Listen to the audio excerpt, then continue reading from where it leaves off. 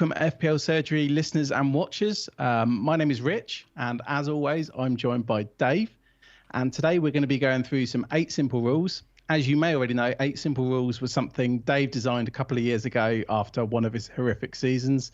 He put together 8 rules, and he did a lot better after consulting 8 managers about that. So what we've done now is we've tweaked a couple of the rules, and now we're going to put these 8 rules to some top managers, the managers who Dave spoke with last year, and basically get their feedback, see if these rules are any good, and then hopefully Dave has a good season again.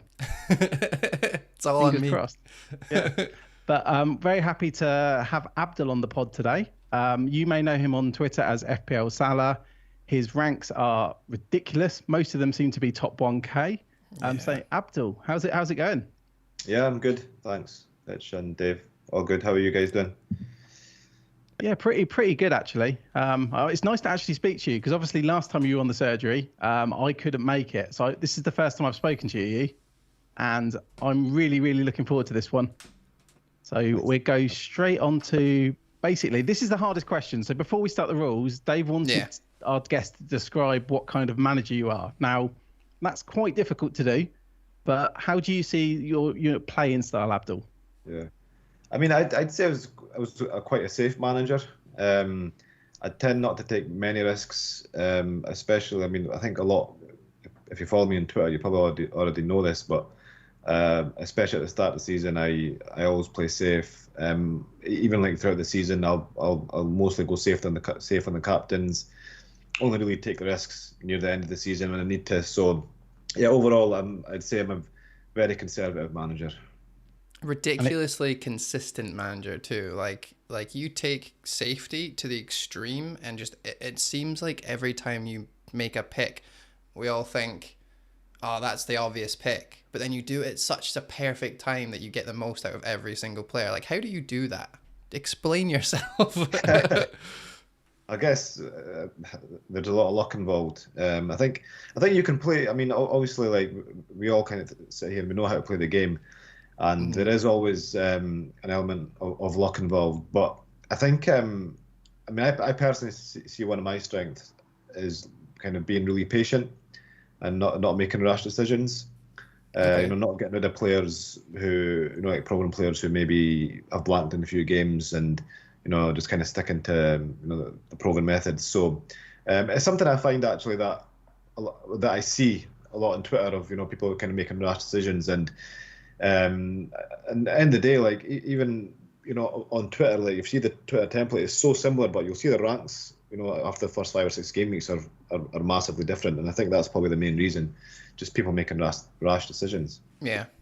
Okay. Have you ever got to the stage where you panic? Because you never seem to be panicking or doing massive hits, and I'm sure we'll get into that with the actual rules. Yeah. But can you think of a moment where you were panicked and didn't know what to do? No, because see, like the way, like, I mean, for the last, like, I definitely used to be like that. Like, before I kind of took a really strict stat-based approach. But since I've kind of been going down the road of like stats, expected goals and looking at models like Mikel Top Fam, FPL Review, things like that. You tend to panic a lot less because you in a way you're just kind of. Your decision's being made by somebody else in a sense because you're looking at the models and then it makes your decisions like much easier. Yeah. So yeah, I tend not to panic, at all. Nowadays. And I think I guess the only time I guess you kind of have that decision would be between captains. If there's a kind of a close call and you don't know what to make, but. When it comes to transfer decisions, I feel that I've really kind of, excelled over the past few years, since I've started looking more at stats. Okay, perfect. All right, well, we'll jump right in then because I'm really interested to see how we get when we get to the captaincies. But first off, let's go to rule number 1: template team to start the season. So, what is your philosophy in your tinkering and what you do to start yourself off in game week 1? Yeah, I mean, I think like for me, I'm like totally Mr. Template when it comes to like game week 1.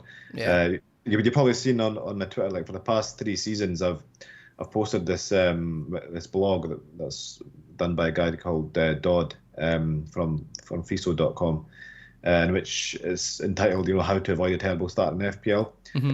And so I think for the past like 3 or 4 seasons, I've just totally like gone with a total template team, for game week 1, as less risk as possible. I mean, probably mostly going for all the high one players. Last season I think my biggest game week 1 risk pick was probably Timo Werner, and he wasn't really a risk because he came in at a really good price, and he was like, I think he was the highest owned forward going into game week 1. So again, game week 1 for me is when you go as safe as possible, because it's the game week 1 is when, like, pre-season is when is a time when we've got the least information, and right. We know the least. So I think kind of playing safe and assuming you're wrong in a way, rather than so, like, if you know what I mean by that, like, bringing in players who are safe and with certain price points in which you can kind of switch over if it turns out they're not the right pick. So yeah, just overall, just very, very safe pre-season. I like so that. I have a question. It's a bit of a hypothetical question, but say you were to pick your team for game week 1 without looking at ownership, and then you could look at ownership after you've made your team. Would you make changes based on the percentage owned? I think I would. I think I would, because there's going to be players like, that, like, for example, it'll be like the mid-priced midfielders who, you're maybe stuck, you're maybe thinking about 1 or 2 or 3, and the stats are quite close, or they're quite closely matched, and then so you obviously you pick the one that you think is best, and then when you see the ownership stats, and you might think, okay, this guy's owned like 30% more, and there's not really much in it, so I might as well go for the safer pick. So yeah, I mean, I don't think it would probably change much, but yeah, I mean, if there was that sort of decision where it was quite close, and I think I would change an ownership. Awesome. Yeah, sorry, that was a very, very hypothetical question. Yeah, I was just a good question, though. It was a great question. I was like, wow, Jesus, Rich going in. Surprised myself there. So that seems like you agree with rule 1. So we'll move on to the second rule, which is to use price points to balance the team. So I know Joe from Fantasy Football Scout, he was someone, a couple of seasons going on about this on his pod. I mean, is it something you subscribe to? So would you go for a premium striker just so you have a premium striker, for example? I think it depends on the price points. Like, for example, I mean, the actual concept of price points I agree with, but like, for example, this season, it's all about the mid-price kind of forwards, right? So you've got all the options in 7.5 range. You've got DCL at 8. So I mean, there's not really. I mean, the only premium option really there for the forwards is Kane, right? Apart from that, I mean, I don't really fancy anybody. But yeah, I do agree with the concept of having price points, like, for example, in the 7.5 range. So you go with a striker from there, so you can switch over easily. I think it's more relevant to the midfielders, where you've got like Salah, Bruno, the Bruno price point, where you've got KDB as well. So yeah, I definitely adhere to that, the concept of price points, and I think it's really handy when you start the season. Just simply because of the fact that you're playing really safe. If Bruno doesn't perform, you can and then Sancho does or KDB does, it's an easy switch. Even though we're talking about mid-priced strikers, are you still trying to fit one expensive one in, one smaller priced one, or are you happy with going for like 3 7.5s? Do you care at all about that sort of thing? Yeah, see, at the moment, I am happy with my mid-price forwards. But if Kane does end up going to City, which is kind of looking increasingly likely now, I think it's still not a done deal, but if he does, then I think that would probably kind of change my plans completely. I think. Really? I mean, yeah, I think.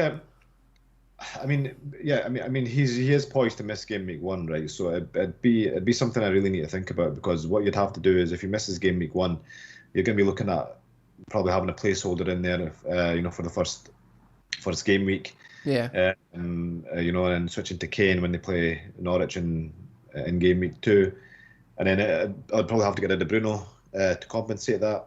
Hmm. So yeah, I mean, I think I'm definitely open to the fact of kind of ripping up my current draft to bring in Kane if he goes to City, because I just think he's such a kind of there's so much potential there for him, and I think his ownership will skyrocket as well. Yeah. Coming back to the kind of the template point of bringing in the safest players with the highest ownership, so he'd be a very dangerous person not to go without. Yeah, it's going to be interesting because there's going to be a split with the template then, because right now it seems like everyone's either, Salah and Bruno or Salah and a more balanced team. But if we add Kane into that, it's going to be a triangle of premiums that we're going to have to try and get in. So that's going to be really interesting.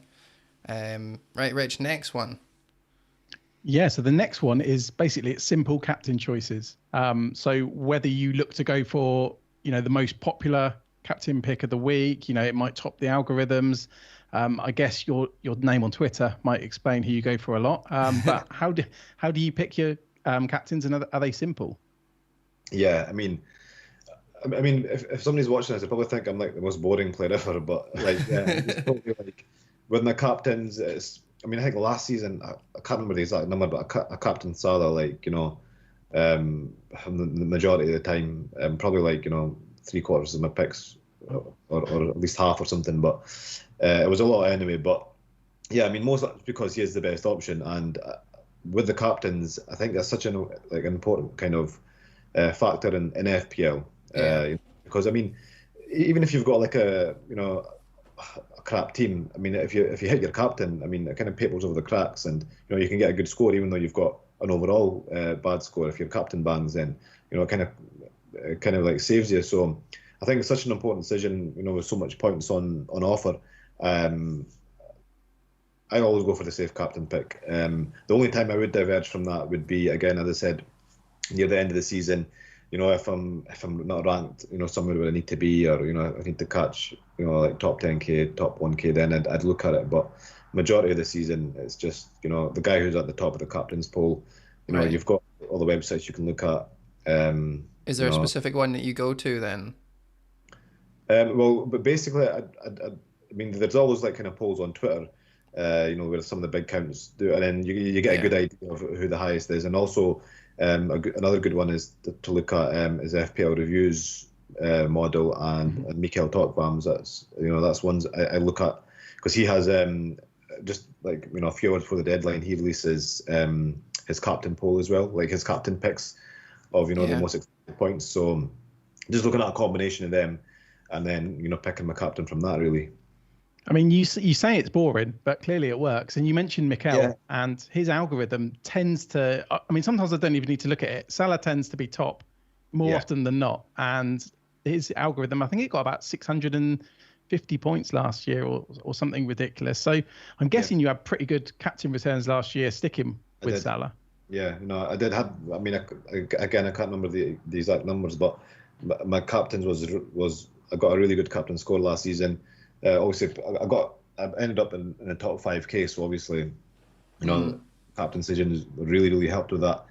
And yeah, with Mikel's model, obviously, you just need to kind of see his. He plays kind of religiously to his model, and you can just look at his ranking history. It's really impressive. So it clearly works. Yeah, we're gonna have him on at some point. He's gonna explain it all to us for people who don't know what we're talking about.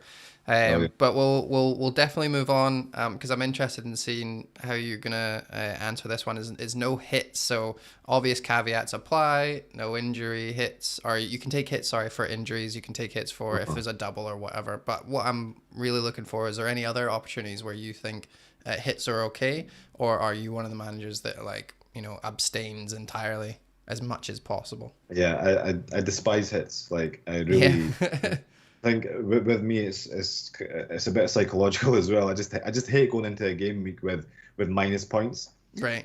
So I try to avoid them as much as possible. I think it's helped me actually mostly over the years. But yeah, the only time I'd really kind of take a hit would be if I really, really needed it. If I was had injured players, or I couldn't make like like a full starting 11, Right. or something kind of extreme. But a lot of the time, I try and save my transfer. And kind of bring in 2 free transfers going to the next game week.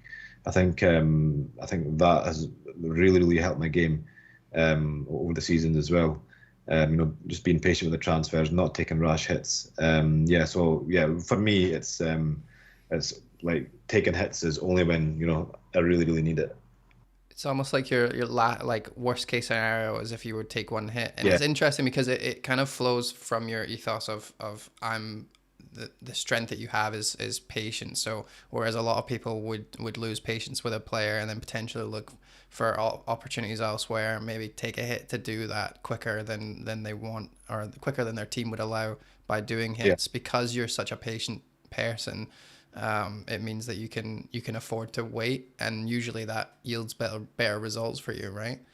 Totally. It's something that, like, we spoke about this last year, and it was something that I tried so hard to do throughout the season.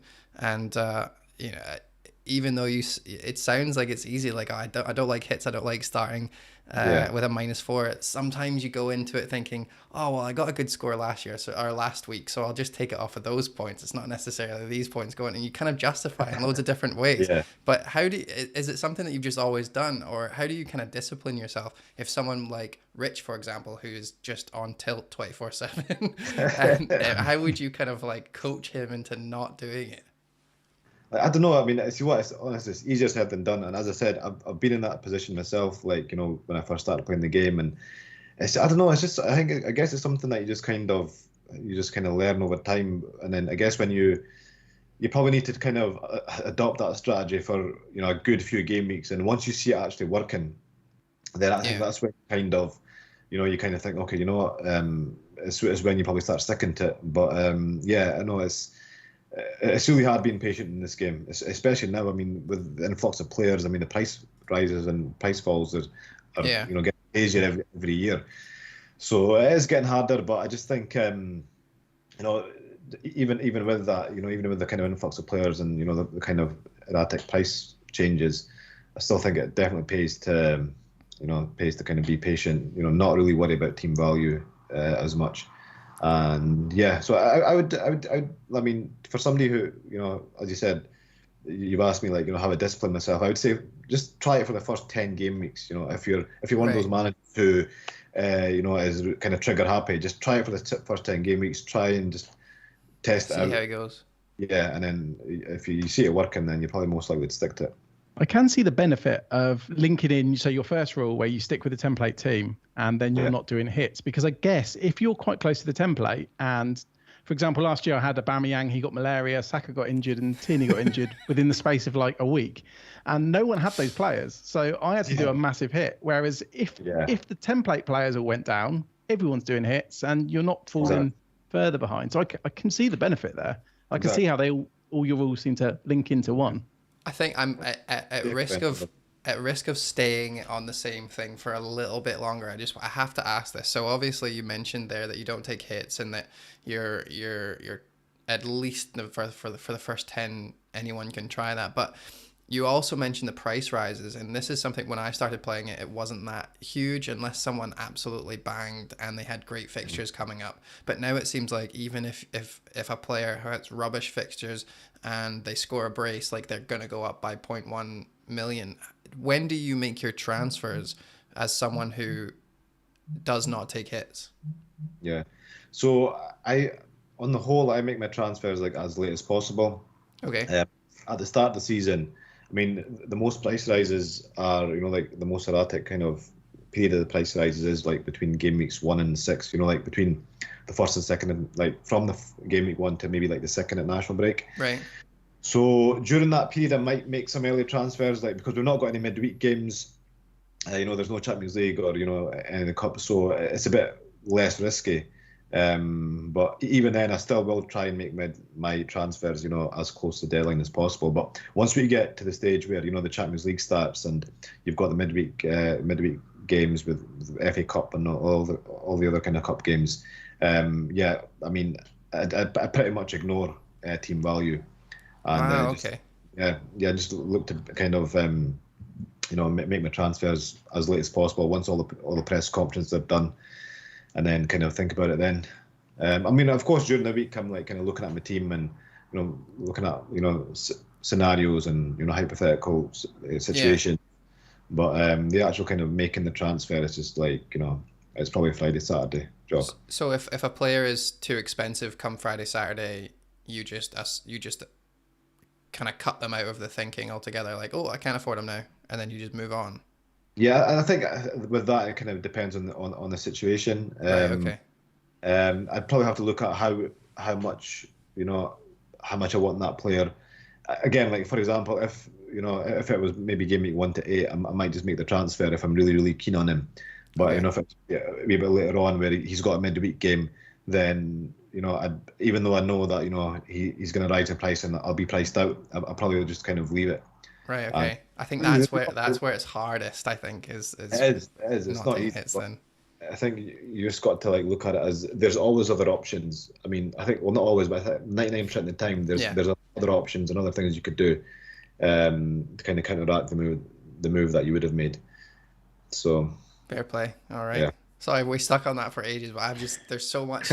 Someone who doesn't take hits ever, you just want to extract as much information. Like, how do I become you?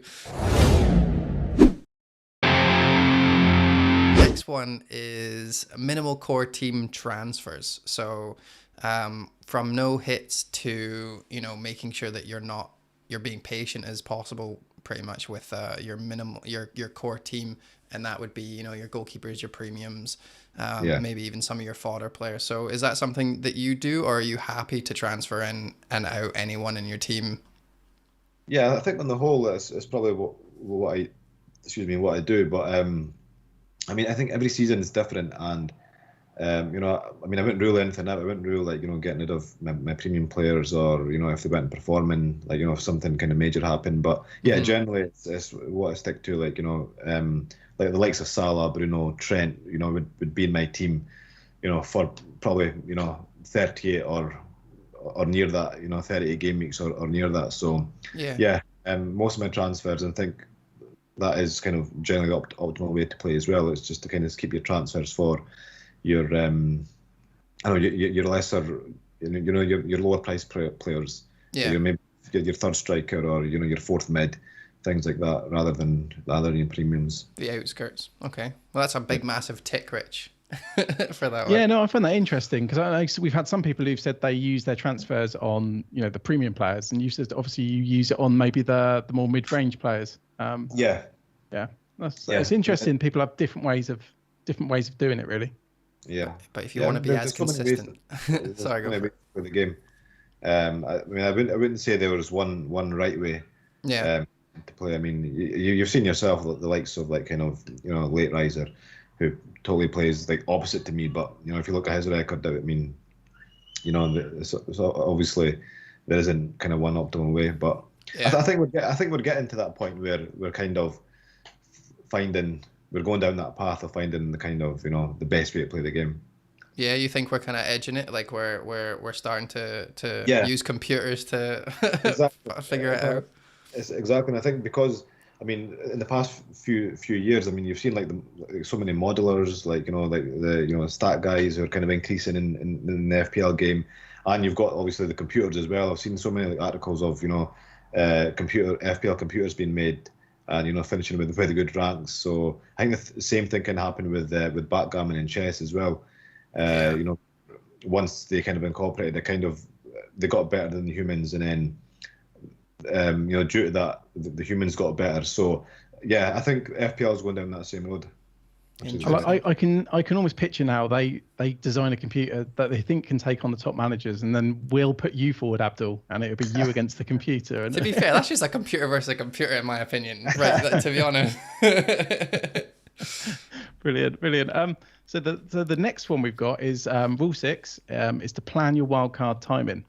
So I think with this rule, it's more to do with game week 1. So when you set up your game week 1 team, do you know when you're going to wildcard, or do you not know and you just see what happens? Yeah, no, I don't plan my wildcards. I'm really open to using my wildcards whenever I need it. But obviously, I try and keep my wild card as long as possible, because I mean, obviously, if you're not using your wild card, obviously means that you're doing well. So that's kind of what I want, and then I'd like to kind of save it as long as possible. But I mean, a lot of the time that doesn't happen, and you probably end up using it, I'd say, in the first 10 game weeks. And I don't see any problem in that. I just, I mean, for example, I've seen talk of like, a big fixture swing in game week 8, with Chelsea, etc. Yeah. So I mean, personally, I'm not going in with the mindset of wildcarding and in game week 8, but I'm certainly kind of open to the idea, and kind of got in the back of my head. But Right. Okay. yeah, so yeah, I'm really open with that, with the wildcard usage. I certainly don't like plan specific game weeks to use it in. Right. Okay. That makes that. I'm kind of the opposite, and I'm now trying to think of reasons why I shouldn't do that, and it's really difficult when you're talking to top managers who tell you you're wrong. I wouldn't say you're wrong. I said, no, I'm wrong. I agree. When's It's hard. the earliest you've used it, Abdul? Have you ever used it in like game week 2 or 3, for example? I do remember using it in game week 3. One season. I think that's probably the earliest I've used it. I can't remember like much of like the first few seasons I played the game. It's been so long. Yeah, like 14 years. Yeah. So, but yeah, I think I've probably game week 3 is the earliest I've used it. See, I've been trying to pick a team based on the fact that I could potentially be wild carding very early as game week 3 or 4, and it means that I've got much more of a selection of players because, for example, Aston Villa's fixtures go bad.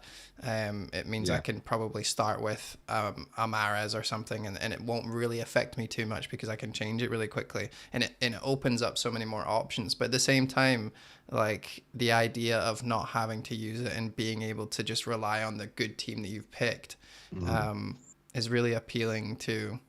And the more people we talk to on this 87 rules, the more people are like, yeah, I kind of prefer keeping it. So it's definitely food for thought. Next rule, or second last rule, is no team or player bias. So FPL_Salah, do you have any team or player biases? I actually don't, honestly. even with Mo Salah. Yeah.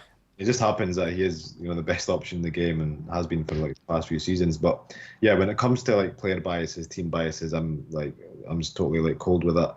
It doesn't bother me at all. As you can probably tell, like I'm FPL Salah, but I'm a Manchester United fan, so probably tells you everything you need to know about that. So, yeah, it's player biases, and I think obviously, I mean, if you are kind of biased in that sense, you're kind of limiting your game in a big way. Yeah. Because you're gonna, I mean, unless I think the boy, what's his name, Ben Crabtree, I think he won it years ago, and he was an Everton fan and he didn't pick any Liverpool players. But yeah, I think that's a one-off anomaly. But I think generally, you'll do a lot worse off if you're got any player bases. You did sell, or maybe I've imagined this, but you did sell Salah at some point towards the end of last season, didn't you? Or I did, yeah. I can't remember why. It was only for one game week though, or 2 game weeks. Okay. Was it the triple game week or something then, or? Yeah, I can't remember now. But I did sell him, but I got him after using my wild card. So it was like no, sorry. So what happened was It was the game week where Man United were playing Leeds, and then Liverpool were playing Crystal Palace, and we got early team news that Salah was going to be benched. Ah, yes. So I did something which basically like I normally wouldn't do, which was I done a kind of hokey transfer where I transferred in Bruno because I didn't have him, and then and I switched. Then I kind of reversed that transfer the game week after. So yeah, that was the one time where I got rid of him. But, did it work? I don't remember what the scores were. Yeah, it did actually work. Yeah, I mean, even though like Salah came off the bench and scored like 2 goals and assist, I think, or was it like a goal and 2 assists? Right. But then Bruno ended up, I think, I ended up like 12 points better off in the move. So it actually did end up working out for me. So it was one of those things where I kind of took a risk and it worked. There you go, a perfect example of not having any bias. Man, I wish my hokey cokies come as good as that. They never do. It never works. I I'm was lucky, just well, honestly, it was really lucky. I got away with it. yeah. All right, we'll move on to the final rule. Rich, I don't remember who's doing what. I'm probably jumping in on the rules. Yeah, it's fine. It's fine. It doesn't really matter who says it. I mean, this is the easiest rule of all because we don't have to Oh, say much. yeah, exactly. Rule number 8 is the guest rule. So, is there anything you'd want to emphasize, or is there anything that we've missed, Abdul? No, I mean, one thing I'd emphasize, and I mean, there's a lot of tips you can give as an FPL, manager or enthusiast. But if somebody was to say to me, like, what is your one, like, if there's one rule that you would kind of emphasize and one rule you'd give, is honestly, I'd say just being patient with your transfers. Like, especially like after you've had a bad game week, just kind of, take a step back. Don't make any emotional or rash transfers.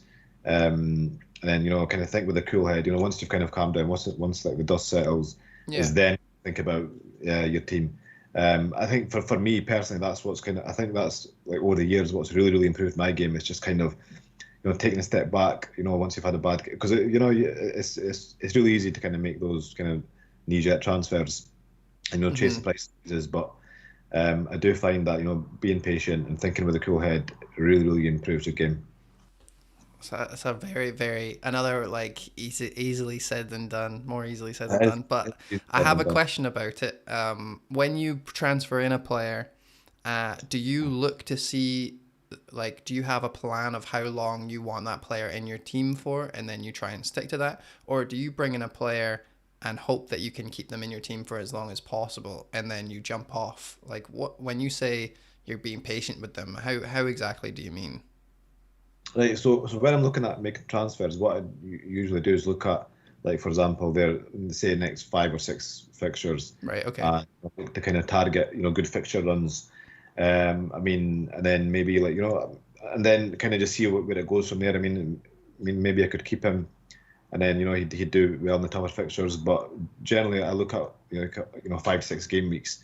Okay. I don't think I will kind of bring in a player thinking that I'm going to keep him for for the rest of the season. It just kind of doesn't work that way. So I think it's best to kind of just look at when you're making transfers, look at the fixtures.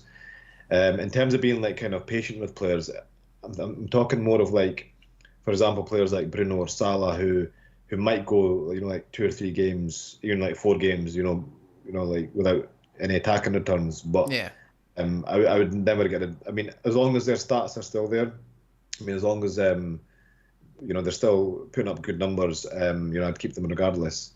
I think the kind of the transfer is more to do with like the kind of players that you'd swap in and out. But yeah, just looking at 5-6 game weeks is what I usually do. Right. Okay. That's really good to know. 'Cause sometimes I'll bring in a player and I'll be like 3 weeks tops. But yeah, we'll double that for the patient approach. Perfect. Yeah. Rich, any thoughts? I can see the cogs in your head turning, Dave, almost like you're going to try and do this. But the problem is you're going to be a bit like me. You're going to see something shiny happen, like Sterling's going to score or Vardy's going to score. And it's blocking out those temptations. I think, last season I was pretty good with the hits thing.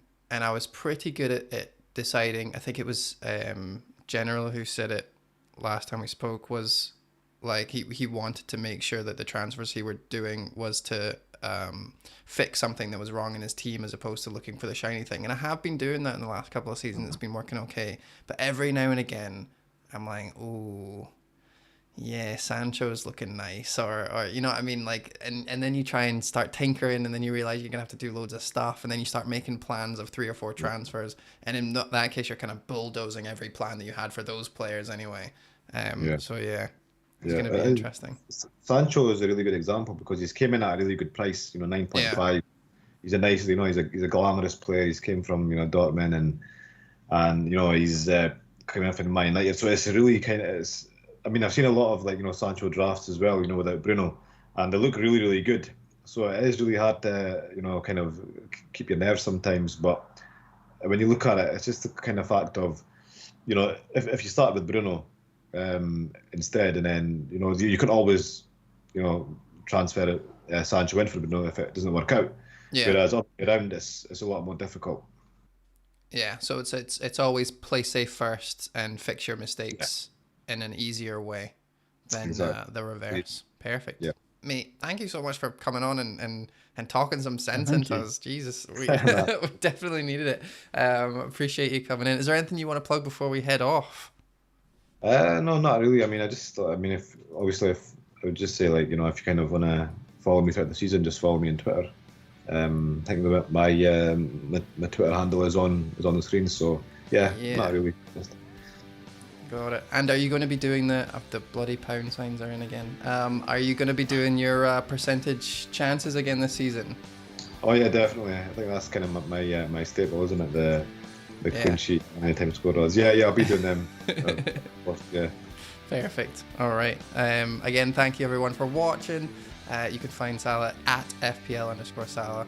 And one last thing to say, Rich. Yep. Thank you so much, Abdul, and up the pod. Up the pod. See you next week. Thanks.